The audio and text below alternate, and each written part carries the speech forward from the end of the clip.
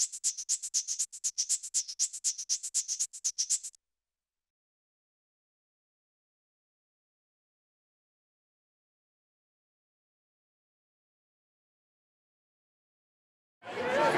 welcome to Tell Us Something.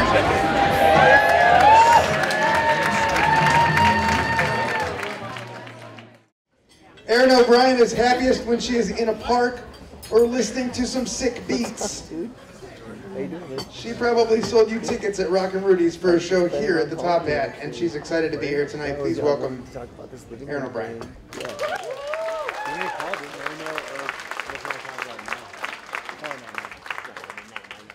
All right, thank you, Mark.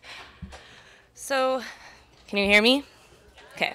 So, my story happens in the summer of 2008. Earlier that year, I had just graduated from college, and my mom bought me a new car.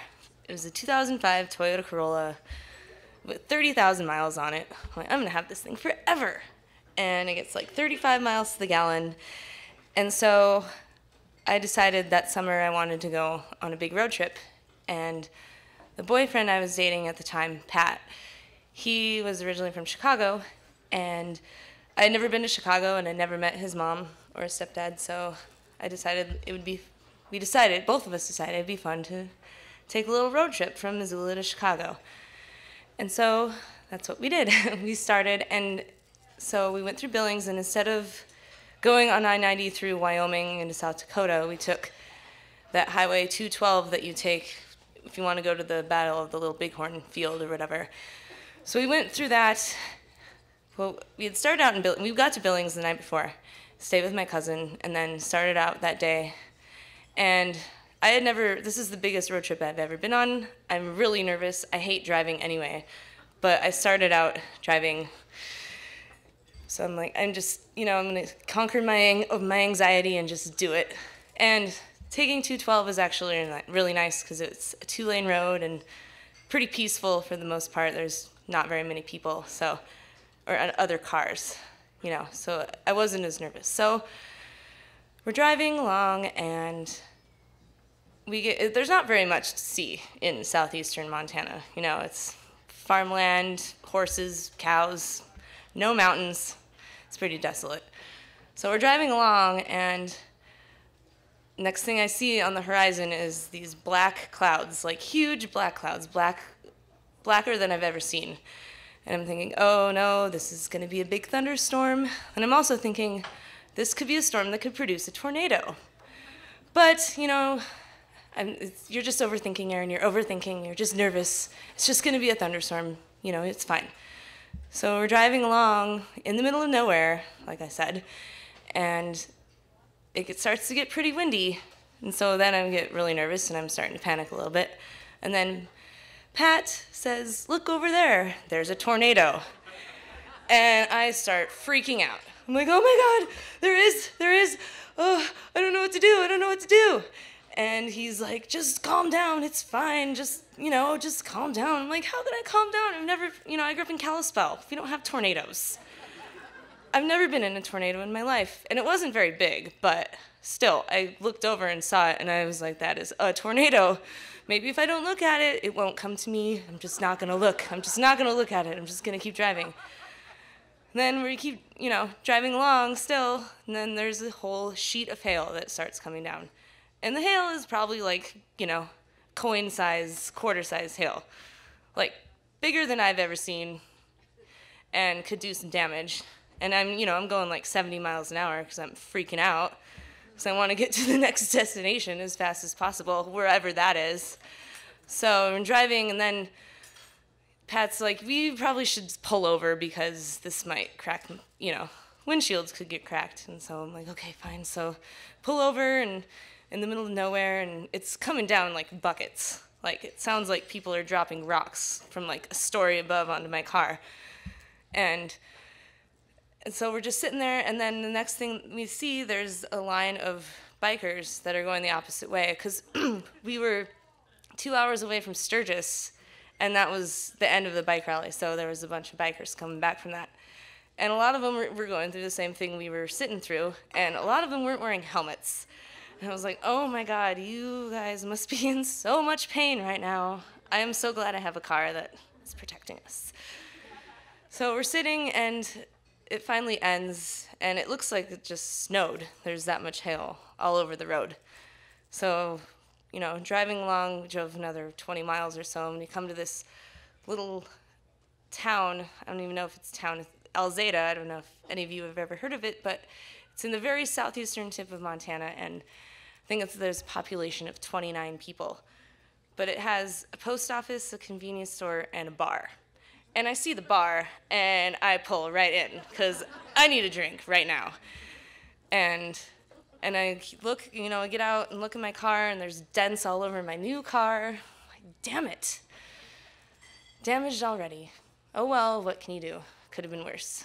So we have a couple drinks at this bar. It's called the Stoneville Saloon. And I guess it's pretty popular with bikers and stuff. And you go inside, and there's this woman that's like the only bartender, and she's like silver fox, got her hair all dolled up and like really skinny, and she owns the bar. And I guess that she bought it, I don't know, in the early 90s with her and her husband. They were from California, and they came up for the Sturgis rally, and then they decided that it would be fun to live in Alzada and own a bar. So they bought it, and it's a really cool bar. It's, you know, it's a total dive bar, and it was pretty hopping. There was some people there, and, you know, had a couple drinks and calmed my nerves, but I told Pat that he was driving the rest of the way because I was done. I had had my panic attack for that day, so I was done.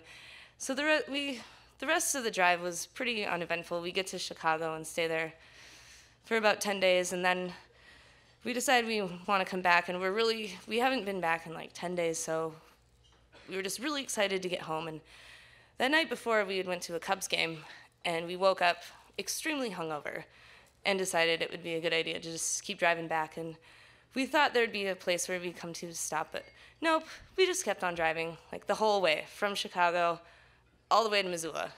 We made it in 24 hours. I wouldn't recommend that. But I was driving along, it was probably like 4 in the morning, and I was nodding off, and we were coming to around Alzada again.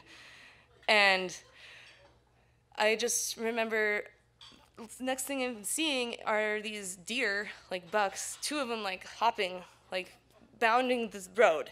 And I'm like, I think I'm hallucinating.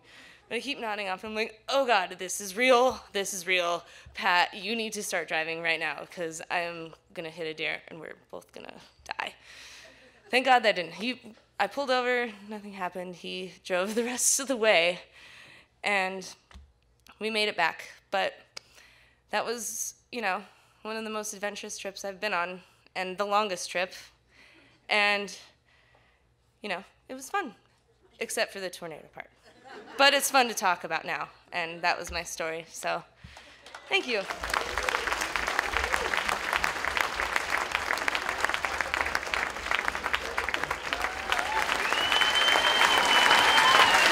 Thank you so much for being here.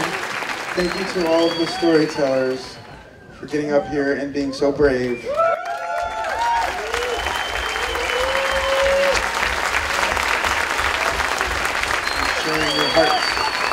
Sharing your hearts with us here in Missoula. Thank you so much. And thank you to the Missoula Community Foundation for fiscally sponsoring us. Thank you to the University of Montana Bookstore. Thank you to the Top Hat and the fucking staff here. Kick ass again tonight. Please tip your bartenders. Thanks to Fact and Fiction Books, Rockin' Rudy's, Joyce, for helping with so many things.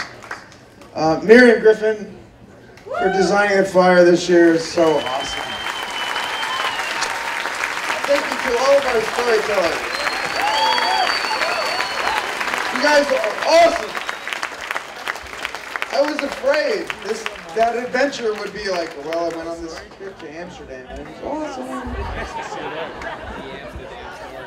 Thank you for bringing your A game. That was great. Thank you to all of you for coming. Some of you were here at like 3:30. That was pretty amazing.